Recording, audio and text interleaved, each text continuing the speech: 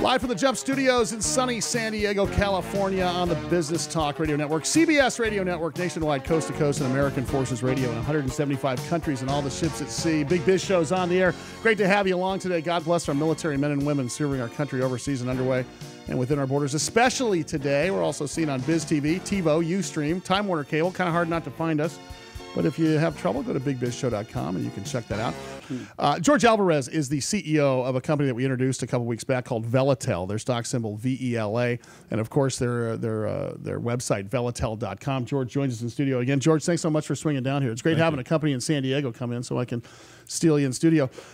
First of all, I do want to talk about the stuff that happened in Boston as it relates to you, because you I think at one point told me you have 1 million miles on 4 or 5 different airlines, and that means you're traveling a bit.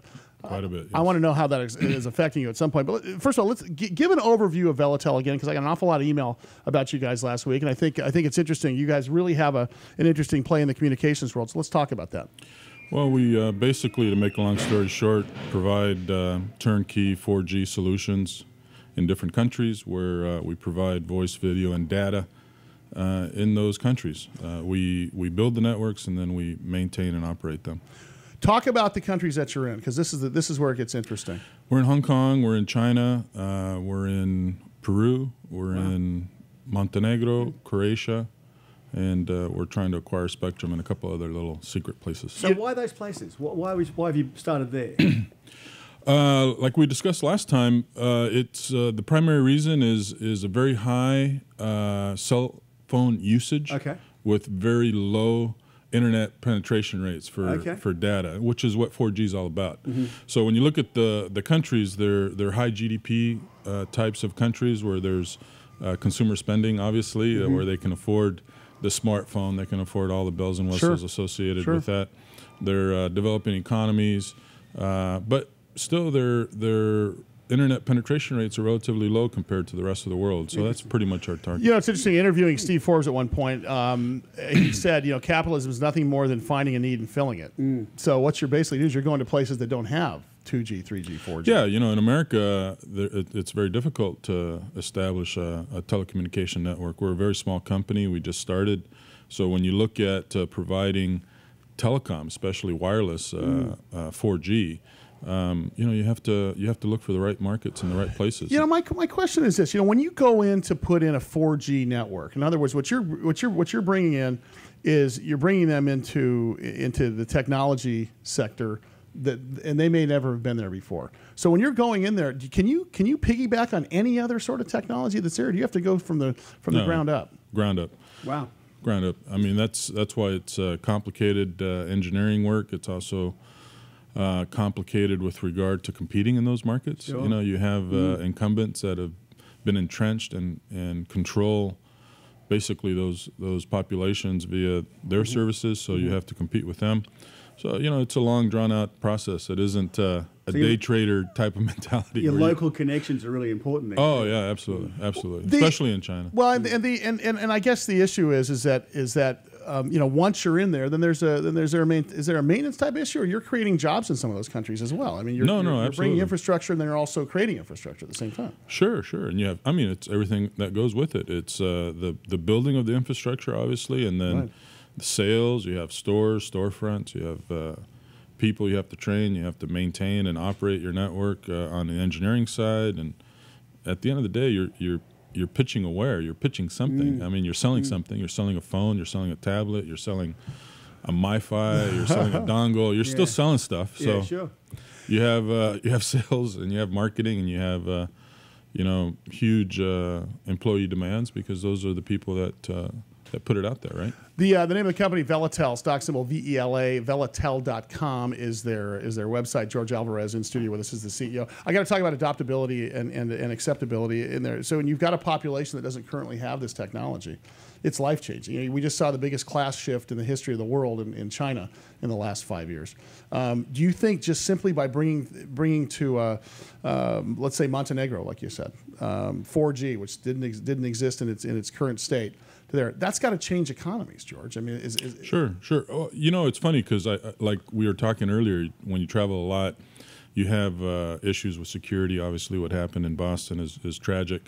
So you're always aware of security. And, it's funny because around the world, you could go anywhere and you'll see people with cell phones. They might not have $5 for food, but for they'll that have month, a cell phone. But they have a phone. No kidding. So I mean, literally, I've seen beggars on the street that are soliciting for pennies, and they're talking on the phone. They got a 100 number.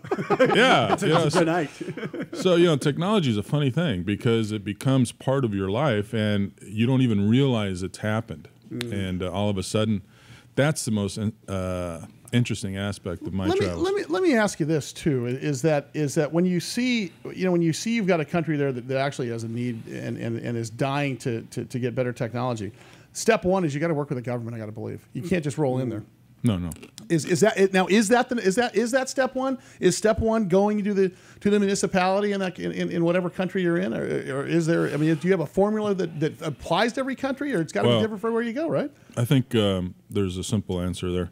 The reality is, without governmental support, because all spectrum is associated with government regardless, whether you purchase it or whether it gets consigned to you, or whether you have a right to use, which means you're providing some type of service to the populace, which enables you to obtain that right of usage. And typically it's a use it or lose it type of mentality.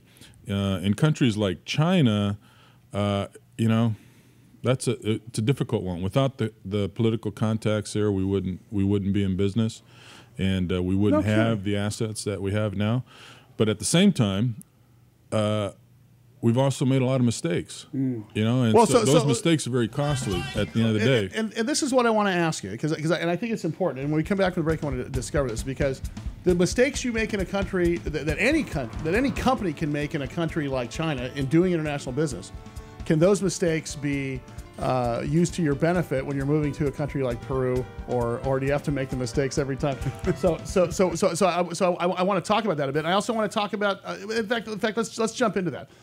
When you do something in China, all of a sudden you step in and spear on the carpet because you didn't do the right political thing. It was a great business move if you're in the U.S., but in China it was a no-no. How do you recover from stuff like that? Because you're obviously doing it, and nobody can be perfect when they're doing business internationally. You just never give up. You never surrender. Yeah. At the end of the day, you take the hit and you get up, you brush yourself off, and you move on. And I'm not talking about business acumen. I'm just talking about not knowing the political landscape on everywhere you're going. That's got to be the most difficult thing for international politics. business. The politics. If you're aligned properly and you're following the directed path. So it's intuitive too, isn't it? Yeah, it's intuitive. It's not really the politics. I think where we got in trouble, just from our personal experience, is really the greed of people, individuals. Well, then hold that right there. The greed of people and individuals is the death of many people. Yeah. Many businesses. Big Biz Show, BigBizShow.com. George Alvarez, CEO of Velatel Communications. VELA is the stock symbol. More of George, 51 past the hour. Stand by.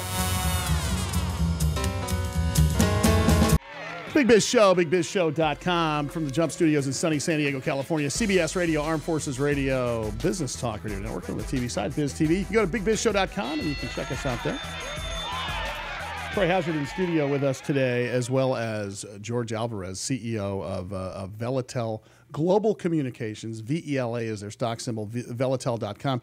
We're talking about spectrum, and we're talking about 4G and 3G, and those are some questions. I'm already getting emails again asking about the difference. I asked this last time. Do you realize that your phone's 3G or 4G? There was a 2G at one point, and there was a 1G at one point. G stands for generation, right? Is it faster? What does that mean, George? It's just the types of services that are provided given the restrictions of spectrum. So when you get all the way to 4G, like we discussed earlier, you're basically in an arena where you could watch movies, you can play video games, you could search the web and reserve airline tickets and talk on the email and call at the same time. My question is this, though, is that when you look at our biggest export as a country is entertainment. So it makes sense that if we're exporting movies and music and video games and everything else that falls into the entertainment spectrum, and you just mentioned the fact that people want to be able to use their smart devices to do these things. Is it as important to get video and email and such to those countries like we talked about Belize and Montenegro, or is it all about just telephone voice-to-voice communication? No, they want it. I mean, the rest of the world wants the bells and whistles of everyday life, just like we do here. And which obviously makes entertainment companies happy, which makes everybody else. Yeah, let's take Peru, for example. In Peru, when someone signs up for the service, they're typically also watching TV on it. They're watching no kidding. movies. So they're doing the over-the-top. By the way, what that is that's over-the-top. OTT is basically Apple TV or Roku. It's sort of where entertainment's going. And unfortunately for the Time Warner cables of the world and for the Dish networks of the world, we probably aren't going to have cable boxes in a short amount of time. We're going to have it's all going to be wireless. Well, think about it. It's all cost. Yeah. How much does it cost to throw it up trench and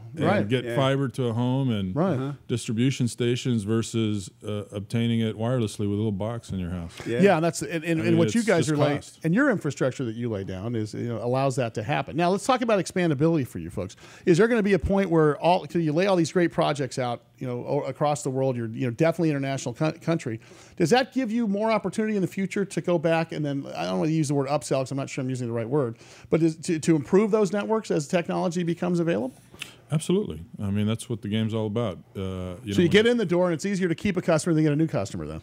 It's all about retaining those customers and having them be part of your business protocol. And unfortunately, that's life, right? Upselling once you obtain that subscriber or once you obtain that person. Yeah. As I think what we're going to see as mobility increases and as applications increase, that portable device is going to be that upsell tool. Well, everybody wants what's next, don't they? Even if they don't know what is next. Well, it's happening right now. Point of sale stuff. You walk into a store and you get a coupon on your phone. The second you walk in through the door, that's all revenue sharing stuff with the carriers, and that's all ways carriers need to take a look at and make additional ARPU or increase their average revenue per user, because without that, the competitive landscape is one where the infrastructure costs are so great, the capital expenditures are so great to create these types of solutions. That upsell, once you have that subscriber, is how you survive.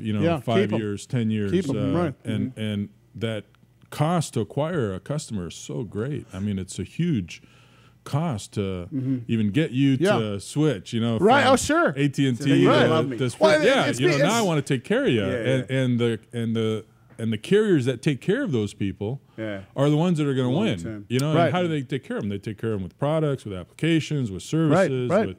It's anticipating my expectations too, like giving me what I want tomorrow, today, and telling me that's what I need. And combine everything. Social networking. Marketing. I mean, it's all mobile, man. And the only way people are going to actually, enjoy that is you got to be able to get that. You got to be able. It's got to work in my pocket right now. Let's put it that way. I don't have one. I have two. Any designs on going in the U.S. or is international your target for now? No, I like international. I mean, aside from traveling so much, we were discussing earlier, traveling. People think it's glamorous. I think you can agree it's not glamorous. Well, let's talk about that. Especially in light of the events that happened earlier in the week. Does this make you? You've been traveling for a long time. 9/11 changed everything for everybody. Yeah. But for you, and I ask you this all the time. I mean, do you get on the plane thinking this could be it, or do you can't think that way? You just got to go. Well, you can't think that way, but it gets old real fast. Yeah. And it's a burden, and you just try to work through it. You do things to keep yourself busy. Yeah. Especially the long haul flights when you're. And it doesn't matter how comfy the seat is. No. I mean, at the end of the day, you still have you sleep for 8 hours. You watch 4 movies, and you still got 5 hours to go. Well, here's my other question for you too, though. Is it so? What is next with respect to security? I mean, are we doing a good enough job here in our country on travel security, guys? That's a great question. I think we are. I mean, at the end of the day, you're talking about north of 300 million people, and the rest of the world. These issues are in the forefront of their lives every day. You guys were talking about it earlier in Israel. I've been to Israel about 50 times, and it's the most difficult country to get into. They literally, they look at your shorts with a flashlight. They search you really well, and they get in your face too, and they ask you questions, right? But once you're in the country, it's one of the safest places I've ever been. Right. Yeah. Once you're in. Should we be doing more of that here? I don't think you can. Okay. I mean, I think it's just too big. There's too many borders. Yeah. Wow. But the rest of the world has been dealing with this, for a long time. So we're just basically new to the party. George Alvarez, I appreciate it, but I can't wait to see you next time. I think it's going to be a few weeks. You're traveling, of course, so we're gonna have Ken Hobbs. One of those 16-hour flights. Great. Velatel Global Communications is the name of the company. VELA is the stock symbol. Of course, go check velatel.com. I'll answer emails here. I got a pile of emails from you on the. We're going to try to get the information out to you ASAP about the company, but velatel.com.